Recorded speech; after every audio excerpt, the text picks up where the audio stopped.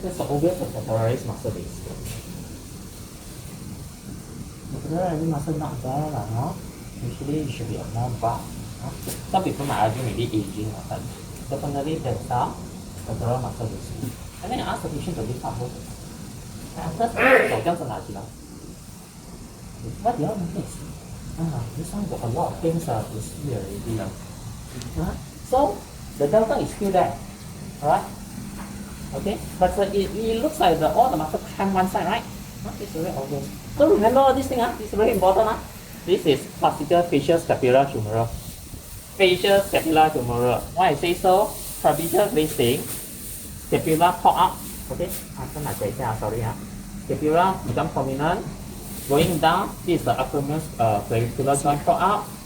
Proximal parts of the deltoid wasted. Distal, normal bulge, bicep and tricep distal. This is what we call polyhyoid sign. Here's the beginning of scapula. Alright? Okay. There's a beginning of scapula, and the scapula go anteriorly with a trapezius muscle. So this is very classical for facioscapulohumeral. Okay. And then here for this proximal muscle weakness, you can lift out with a power of like roughly 3. And then because of the bicep and tricep weakness, the elbow also like 3 only. But the distal quite strong. Actually 4 to 4 plus. And there's not much of muscle wasting. Okay? Okay, here has some bulk. Okay, not too bad, Okay, the bulk is here. When you're testing for the adductor side, you're testing a median nerve. Actually, you should test like this, not like this. It's an AB duction, abduction. This is a flexion. Okay? So the distal muscle is relatively alright. Okay? So for the inspection, you already know that most likely this is a facioscapulohumeral. This one given the history is a facial asymmetry. In fact, this one when you close the eye cannot blurry the eyelashes well. No? And there is asymmetry. Facioscapulohumeral disease typically is a bit asymmetric. That's why 看哪一个手比较扭力？左边是吗？一开始的时候，右边我忘记了，右边比较扭力一开始。So they are typical asymmetry. That's why the leg also asymmetry. The face also, facial asymmetry also asymmetry. We will have a bilateral involvement, but in terms of size, it will be a bit asymmetry. Alright, so I think so this is what I want to show for the field sign, weakness of scapula, typical features of the trapezius wasting, proximal parts of the deltoid wasting, bicep wasting, tricep wasting. And most of the time the reflex may be just reduce or could be normal in the early stage, but bear in mind that it's more than 20-30 years. That's why the reflexes is actually is. Then the beaver sign, okay? Increased lordosis when you walk with abdominal protrusion, alright, and also wasted peroneal muscle wasting, anterior compartment. These are quite classical for facioscapular. It will involve the proximal as well as the distal anterior compartment seem to drop, and the EDB will be wasted as well. So these are the features of facioscapulohumeral disease. Facioscapulohumeral, and they may involve this as well with the beaver sign. Okay, this is called the beaver sign. 来放松，头再拿起来，放松。So this is a beaver sign. Beaver sign means that the upper abdominal muscle is strong, lower abdominal muscle is weak. When you lift up the leg, the head contract the abdominal muscle, the umbilicus will move up.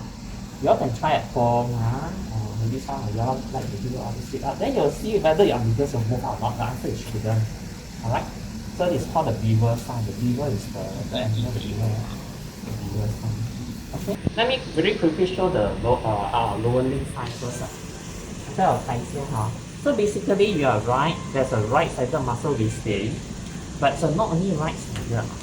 Actually both sides, but a bit asymmetry more on the right. There's this quadricep muscle wasting. Bicep I can't really see through but mainly it's a quadricep. Even here, there's some wasting. But very prominent one is this one. Okay? This is the PA, peroneal muscle, tibialis anterior muscle wasting, as compared to the other side.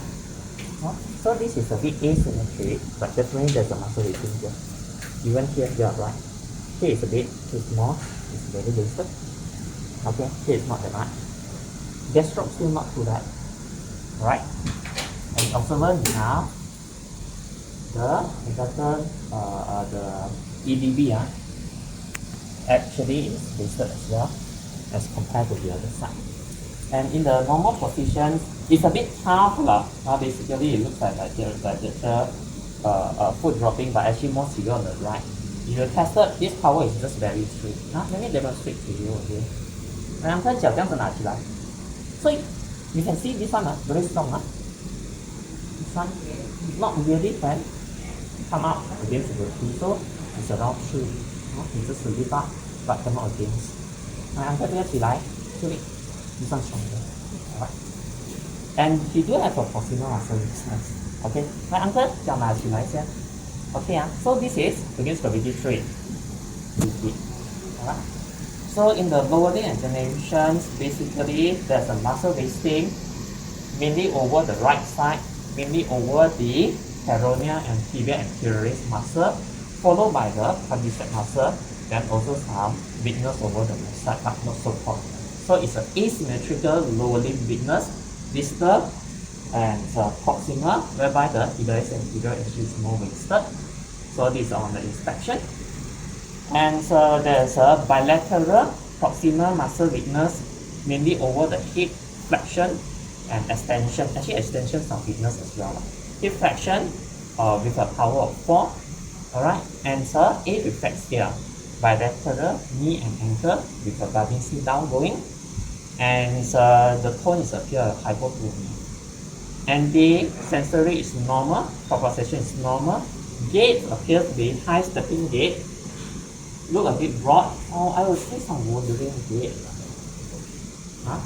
The rhomba is negative. When it stands still, there's no swinging. Alright? And we do a rhomba is actually negative. And see, if you really observe enough, it has to increase the lumbar lordosis. You go like this, right? This one? You have noticed? Okay? Just to increase the lumbar lordosis in this patient. So in summary, this patient having the proximal muscle weakness together with a hip drop without sensory involvement, and it's a lower bottom below. Without sensory. So when we say without sensory, I always like, the tricky part is because you all get some sensory loss.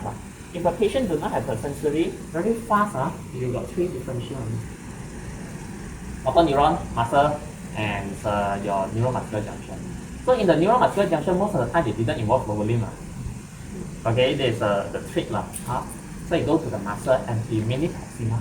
So again, the clue in the patient neurological examination, if you get a mainly proximal muscle weakness, mainly proximal weakness, I didn't say muscle, proximal kind of weakness, you always think about whether this is a muscle problem. Proximal. So if you have proximal, you have distal. So a differential diagnosis should be found. Proximal, myopathy. Then you come with the differential. But it's a bit tough. Lower limb, to be honest, if you give me like that, very tough for me to come to the clinical diagnosis. In fact, yesterday I examined with Jimmy when we took the lower limb, no sensory involvement with that kind of gaits. We also not very sure until we open out the shirt.